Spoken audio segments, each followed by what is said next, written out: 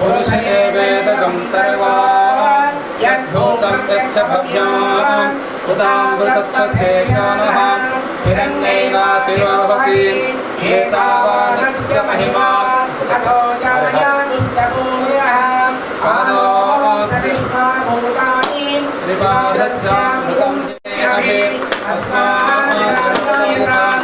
अस्मादिपुरुषः सजातोऽन्तरिक्षत पश्चाद्भूमिमतो पुरः यत्पुरुषेण हविषा देवायज्ञमतो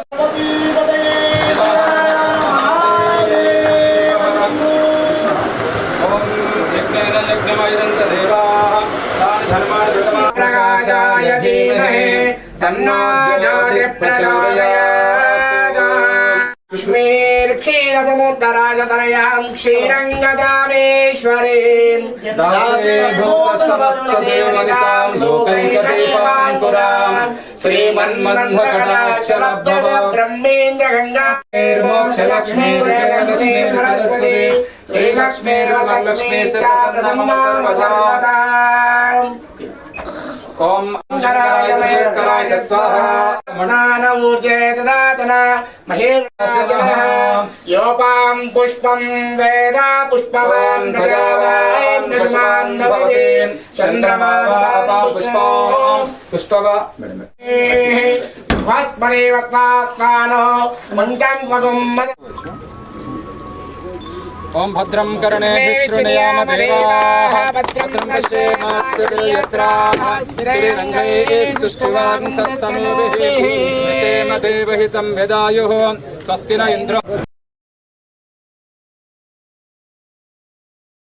నిజామాబాద్ జిల్లాలో ఈ సలూరా చెక్ పోస్ట్ దగ్గర మైనింగ్ డిపార్ట్మెంట్ మరియు టీజీఎండిసి డిస్ట్రిక్ట్ అడ్మినిస్ట్రేషన్ కోఆపరేషన్తో ఒక చెక్ పోస్ట్ ఇక్కడ పెట్టడం జరిగింది. ఇంతకుముందు ఏమో మహారాష్ట్ర కానీ ఆంధ్రప్రదేశ్ నుంచి చాలా మటుకు ఇలీగల్గా కూడా గతంలో శాండ్ మనకి వచ్చేది. దానివల్ల ప్రభుత్వంకి రెవెన్యూ నష్టం కూడా జరిగేది. ఇప్పుడు ఏం చేశామంటే అన్ని ప్లేసెస్లో అంటే నిజామాబాద్లో ఇక్కడ, అదేవిధంగా మహారాష్ట్ర దగ్గర భూపాల్పల్లి జిల్లాలో, అదే మాదిరి ఛత్తీస్గఢ్తో మనకి ఉన్న చెక్ పోస్ట్ ములుగు జిల్లాలో అట్లాంటి వెబ్ బ్రిడ్జ్తో సహా చెక్ పోస్ట్ ఒకటి పెడుతున్నాము. సో దీంట్లో ఏముంది అంటే మహారాష్ట్రలో ఎవరైనా ఇసుక ఇక్కడికి తీసుకువచ్చి సరఫరా చేయాలనుకుంటే ఒక సిస్టమేటిక్ వేతో ఇప్పుడు జరుగుతుంది. అంటే ఏదో ఒక ఆర్డర్ లేకుండా, లేకపోతే ఇల్లీగల్గా ఓవర్ లోడ్గా హై స్పీడ్తో వెహికల్ పోతూ ఉంటే అది సమస్య. కానీ ఆ సమస్య నుంచి బయటికి రావాలంటే ఈ వెబ్ బ్రిడ్జ్ ఇక్కడ పెట్టాము. వెబ్ బ్రిడ్జ్ దగ్గర సీసీటీవీ కూడా ఉన్నది. సో వీళ్ళు ఎవరైతే ఇప్పుడు శాండ్ తీసుకువస్తారో అటు సైడ్ నుంచి, సో దానికి గవర్నమెంట్కి ఇప్పుడు ఆదాయం కూడా వస్తుంది. ప్లస్ ఎక్కడైతే చుట్టుపక్కల ఏరియాలో శాండ్ కావాలో, లెట్స్ నిజామాబాద్లోనే శాండ్ కావాలంటే ఇది నియరెస్ట్ ఏరియా ఉంది కాబట్టి ఇక్కడ నుంచి మీకు తక్కువ రేటు కూడా వస్తుంది. ఉదాహరణకి ఇప్పుడు నిజామాబాద్లో మీకు కొత్తగూడెం నుంచి శాండ్ కావాలంటే కొత్తగూడెం ఇక్కడ నుంచి ఎంత దూరం ఉంటుంది? ఒక 250-300 కిలోమీటర్ దూరం ఉంటుంది. అక్కడ నుంచి ఇక్కడికి శాండ్ రావాలంటే కనీసం ఒక 2,000 రూపాయలు ఇవ్వాలి. 2,000 కంటే ఎక్కువ కూడా ఇవ్వాలి, ఎందుకంటే ట్రాన్స్పోర్టేషన్ కాస్ట్ చాలా ఎక్కువ అయిపోతుంది. ఇది ఏమో నియర్ డిస్టెన్స్లో ఉంది. ఇక్కడ నుంచి నాందేడ్ ఎంత దూరం ఉంటుంది? ఒక 70 కిలోమీటర్. ఇక్కడ రేట్ కూడా తక్కువ ఉంటుంది. మా తెలంగాణ రాష్ట్రంలో వేరే రాష్ట్రాలతో మీరు పోల్చుకుంటే ఇక్కడ బుక్ చేయడానికి వ్యవస్థ ఆన్లైన్ మొత్తం ఉన్నది. ఎవరికైనా ఒక 4 మెట్రిక్ టన్ కానీ ఒక 35 మెట్రిక్ టన్ శాండ్ కావాలంటే ఆన్లైన్ బుకింగ్ చేసుకోవాల్సిన వస్తుంది.